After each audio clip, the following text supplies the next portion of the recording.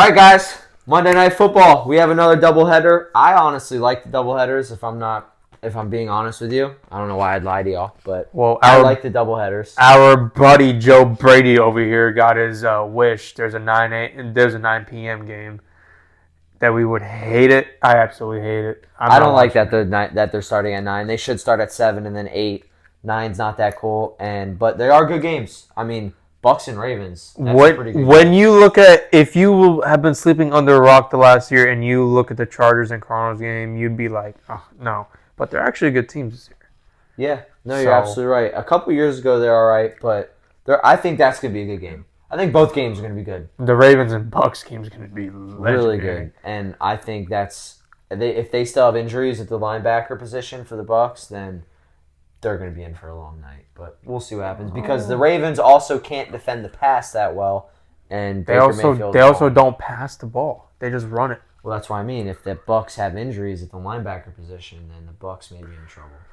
Well, I'm taking the Bucks and Ravens game. EJ will take the Cardinals and Chargers game. Split it up. So what's going to happen to our neighborhood Buccaneers? I'll tell you happily. X factor for me, Derrick Henry. Okay. Kind of, obvious. He has not gone under 80 rush yards this season in his last 5 games.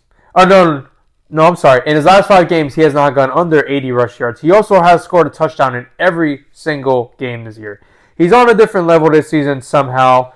Last 3 out of 4 games, he's gone over 130 yards rushing. Let that sink in for a second. With that one game at 94 in between.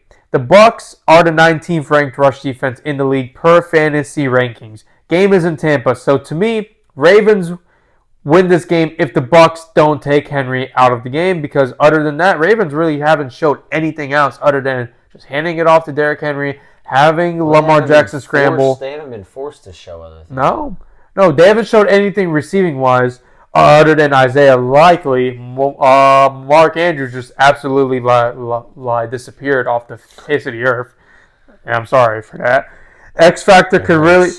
The X factor, if you want, could really be the Ravens wide receivers. If you wanted to be bold on that, but to me, that's what I say about that. Derrick Henry, he performs the way he has. The Bucks have no chance, just like you said. My real bold prediction is the Bucks win this game. I think they shut down Derrick Henry to a limit. I think he still scores. I think he still goes over 80. The Bucks put an end to the Ravens' win streak. Yes. Where they've won 4 in a row now. Yeah. I think Baker is on another level more than Derrick Henry is. I know that's saying a lot, but Baker's putting up MVP numbers. No, he's balling. Tell me I'm wrong about that. He's balling. And he's playing the 31st ranked pass defense. Yeah, they give up. That is also a big reason why I think the Bucks would win, because they got Mike Evans and Chris Godwin, where Chris Godwin just came off the performance of his life last week. Sterling Shepard's balling too. Yes, and McNillan hasn't looked that bad either. So Chris Godwin and Evans are in for another big week. The Bucks put up 51 last week on the Saints in New Orleans. So at home on prime time, might be a little bit chilly, but in Florida, chilly's not cold. It's going to feel great compared to those guys up in Maryland. Exactly. So the Bucks win this game 34-31. Chase McLaughlin will seal the deal on a last-minute drive by Baker Mayfield. I got it scripted perfect, getting him into field goal range at the 38-yard line, right down the middle. Right down the middle. Chase McLaughlin's got a pretty good leg. Yes. So 38-yard line. If this actually happens, I need this clip to be posted everywhere. So Chase McLaughlin's going to have a game-winning field goal on the 38-yard line. I like that. Arizona versus Chargers. What you got? So, the Arizona and Chargers game. I have the Chargers winning this game 18-24. All right? And the reason for that is because, there's a whole bunch of different reasons for that, but I'll start with my X factor. My X factor is going to be the Cardinals offense without Marvin Harrison. Marvin Harrison abstained a concussion last week. After playing 8 plays, he had to exit the game with a concussion. I don't know how this Chargers offense is going to respond without having their number one receiver that they drafted. Cardinals offense. Number 2. I'm sorry, yes, the Cardinals offense that they drafted number 2 overall. The Chargers defense, their rush defense in specific, is ranked number 6 in the NFL. They allow 97 yards per game. So that's under 100 yards per game. So this game really relies on the Cardinals and how they're going to respond, because James Conner is their next best player, I would say, on offense, other than Kyler Murray. I'd say James Conner, or you can say Trey McBride. Or Greg Dortch could be a sleeper for you there, too. Yeah, but Greg Dortch isn't better than James Conner. Like, if you want to get your ball into playmakers' hands, it's James Conner. Trey McBride is great, but the linebackers for the Chargers have been balling. Like I said, they have the 6th ranked rush defense. They're really good up front and in the line. Like, their front 7 with the linebackers and D-line is very strong. So my X factor is, are they going to get James Conner the ball? Is he going to be effective? How is this Cardinals offense going to be without Marvin Harrison? James Conner has had over 100 scrimmage yards in 3 out of 6 games this year, and they have won 2 out of those 3 of those games. So that's the X factor, is how this Cardinals offense is going to respond. But I have, my bold prediction. I'm sorry. My bold prediction for this game is that Justin Herbert is going to have his first game over 250 passing yards. That is crazy that he has not had a... Isn't that crazy?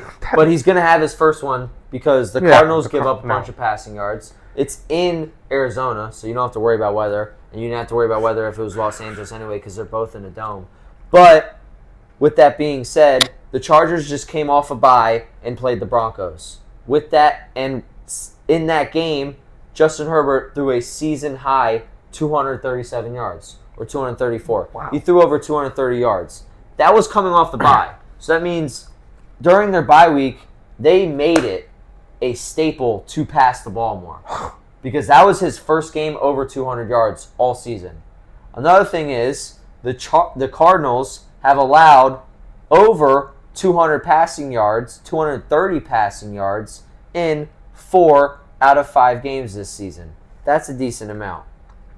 So I think Justin Herbert is going to pass the ball over 250 yards, and it's going to be his first over 250-yard game. I think his passing line is like 200 yards, so I would definitely go over his player prop because, like I said, I'm being bold here, and he's going over 250, not just 200. He's going over 250 because he also threw the ball 34 times. Who's going to be his season high? Who's going to be his top target? I want to say Josh Palmer? Or Ladd McConkey. I like Ladd McConkey. I think Ladd McConkey is his top guy, but I wouldn't be surprised if it's Palmer. He likes to spread the ball around. He's a good quarterback. Don't forget, I got Josh Palmer, so if you're going to spill the beans... So it's going to be Ladd McConkey. He's going to be the top guy. Yeah.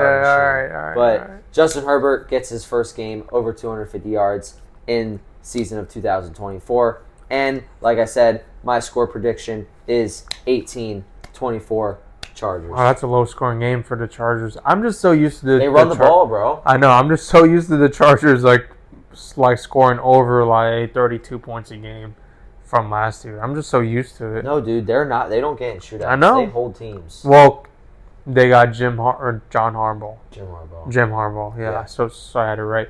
They have Jim Harbaugh, who just came off a national championship. And what did Michigan do the best? Run the ball. Yeah. Blake Corum. That was another horrible draft pick by me. You have Blake Corum? No, I dropped him, but I had him, yes. What team is he even on? The Rams. Oh, my God. He's Kyron's backup. I thought Kyron was going to get hurt, so I drafted him. Yeah, I did not have a good year, but it is what it is. The year's not even over yet, and you're already doubting yourself. Told you I'm bagging it in, man. I'm not playing to win. I'm playing not to lose. You're 2-4. I mean, I have an 18% chance. Yeah, I saw that. I mean, I have a 33% chance if that makes you feel any better. Dude, my team's actually been playing pretty good. I dropped 120 last week, but ETN, like I said, dropped negative 0.1, and then Ridley dropped 0.8. Like, dude, you guys couldn't even give me 1 point combined. I could have played anybody else except for Travis Etienne. You know what? I'd have been better off putting Ty Chandler, who had a bye, in Travis Etienne's spot. I've been keeping track of you And I saw that Justin Fields has been going off on your bench. You've been putting too much faith into. Hurts played. He dropped 26 last week. Yeah, no. I'm saying before last week. No, the Bucks game is what screwed me. Justin Fields had 34. Justin Fields was going to play good, but I beat Jake that week, so I'm okay. He's 2-4. I'm 2-3. Had my bye already. Your bye's still coming up. And we played each other this week in 2 leagues, but the most important is Money Pot. I haven't beat EJ for how many years? 4 years? 3 years. 3 years. And the year I beat you was the year I went to the championship, if I remember correctly.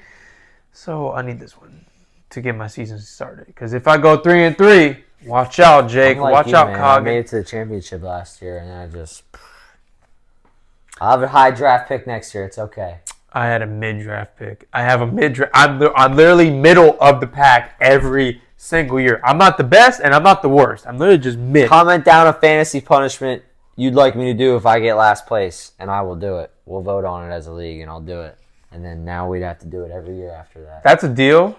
That's a deal. If I get last place, we will choose on a fantasy punishment, and I'll do it. Now every year, everyone has to do it. Throw him into a dog cage and just go ham on it for 10 minutes on anything. We're going to vote on it. No. We're going to vote on what the comments have. You don't want to be put into a dog cage I don't want to be put in a dog cage. Have peed on you and throw crap at you. Dude, if you pee on me, I'm going to run away. I'm going to run over the Florida border. Because I will track you down and kill you. Someone else will pee on you, but it won't be me. I'm going to cut your toes off and then feed them to you. We'll see you guys next week. Hopefully you enjoyed our Monday night episode.